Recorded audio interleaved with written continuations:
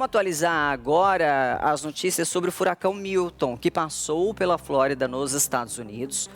Deixou, pelo número acho mais recente atualizado aí, 16 mortes. O fenômeno já está no Oceano Atlântico, saiu ontem mesmo, falamos disso aqui no Chega Mais Notícias. Ele foi rebaixado para um ciclone pós-tropical. Então, não é mais furacão, é um ciclone pós-tropical. Já passou, já está no oceano. William Correia, nosso repórter, está lá na Flórida e vai contar pra gente como está a situação por lá hoje. Porque o trabalho maior, né, William, certamente agora é de chegar nos locais que foram devastados e iniciar aí essa reconstrução e aí ainda identificar possíveis vítimas, né? Boa tarde, bem-vindo, prazer falar contigo. Boa tarde, Michele. Aqui para mim ainda é bom dia, mas vamos lá. Boa tarde para você. As pessoas realmente, como você disse, começam a voltar à sua rotina. O governo, as autoridades também estão trabalhando nessa recuperação, né, para recuperar todos os estragos causados por esse furacão. Claro que para muita gente a volta será um pouco mais complicada, né, porque houve muitos danos a propriedades, a empresas e estruturas, né, de algumas cidades, infraestrutura. O furacão Milton, Michele, deixou um rastro de destruição aqui. Obviamente não teve aquele impacto esperado pelo governo e pela população, mas ele causou sim estragos. Aí nessa manhã a população e o governo estão todos mobilizados, removendo árvores e linhas de energia que caíram.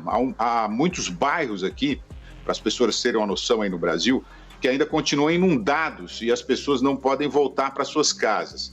As autoridades estão alertando que mais inundações são prováveis nos próximos dias. Por exemplo, aqui onde eu estou, em Boca Raton, é uma cidade próxima a Miami, está chovendo muito nesse momento. Isso é normal após a passagem de um furacão. A recomendação para as pessoas, para os moradores daqui, é para não visitarem as áreas atingidas pelo furacão. Como você disse, pelo menos 16 pessoas morreram, embora o número total de mortes possa aumentar à medida que os socorristas avançam pelas águas da enchente e pelos destroços. Mais de 2 milhões de famílias continuam sem energia em casa. Nessa manhã ainda, muita gente está sem energia. Aí as pessoas ficam na dúvida, mas é o trabalho do governo que é lento? Não, pelo contrário, aqui tudo é muito rápido, porque nós temos furacões, períodos de furacões, todos os anos isso acontece. De julho a novembro nós temos essa fase de furacões. É claro que esse ano está sendo um pouco diferente. Nós temos, nos últimos dias, tivemos 3 furacões com grande impacto aqui na região. Então as pessoas estão aí nessa limpeza de escombros que deve demorar meses. Vale lembrar, viu, Michele, que a Flórida tenta se recuperar do furacão Helene, que deixou mais de 200 mortos em 6 estados. Embora o furacão Helene não tenha atingido, ele não veio diretamente para essa área aqui, para a Baía de Tampa, para a região oeste, e nem para a região onde eu estou, mais ao leste aqui, mas ele provocou uma elevação do nível do mar que gerou inundações na região, viu, Michele? William, a gente está acompanhando, enquanto conversa com você, algumas imagens, né, da devastação provocada pela passagem do furacão e também dos tornados, né, que ocorreram aí em consequência do furacão Milton. E aí a imagem que a gente viu há pouco do estádio que tinha sido preparado para receber pessoas, né, que precisassem sair das suas casas por conta desse furacão, e o telhado foi destruído pela força do vento, né? Ninguém se feriu aí nesse episódio, mas a gente consegue dimensionar a força do furacão, né? Passando por aí. Perfeito. Perfeito. Esse estádio aí é o estádio de beisebol de Tampa. Tinham aí várias pessoas do grupo de socorristas, né, que estavam aí na expectativa, né, para atender a população. Agora para as pessoas terem uma noção, esse período, o pré-furacão, eu recebi muitas ligações, Michele, de amigos, de pessoas que convivem comigo, ligações e mensagens, todo mundo preocupado, né? Ô, William, o que você está fazendo aí nessa região de furacões? Quando eu via à distância essa questão dos furacões aqui na Flórida, eu não conseguia entender como é que as pessoas continuam nessa região que é atingida por furacões todos os anos.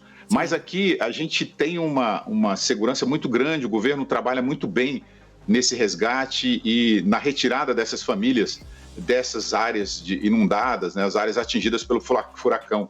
E vale lembrar que esse Milton, esse furacão, ele estava no oceano, no Golfo do México, com categoria 5, que era a mais alta escala de furacões. Havia uma previsão desse furacão destruir toda a região aqui da Flórida, as casas.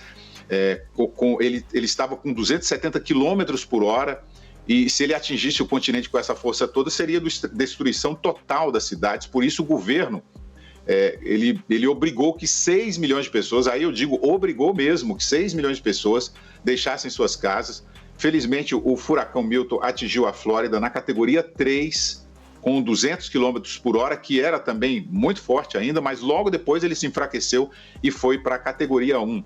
O que você mostrou lá daquele estádio, Michele, aquilo ali foi provocado por os tornados. Nós tivemos tornados aqui que antecederam esse furacão. E esse é o grande problema do furacão. Não é só o furacão em si, porque o furacão você consegue prever, os tornados não. William, então, Correia falando ao vivo de Boca Raton, trazendo atualização neste minuto de como está o clima e do que está sendo feito na Flórida após passagem do furacão Milton.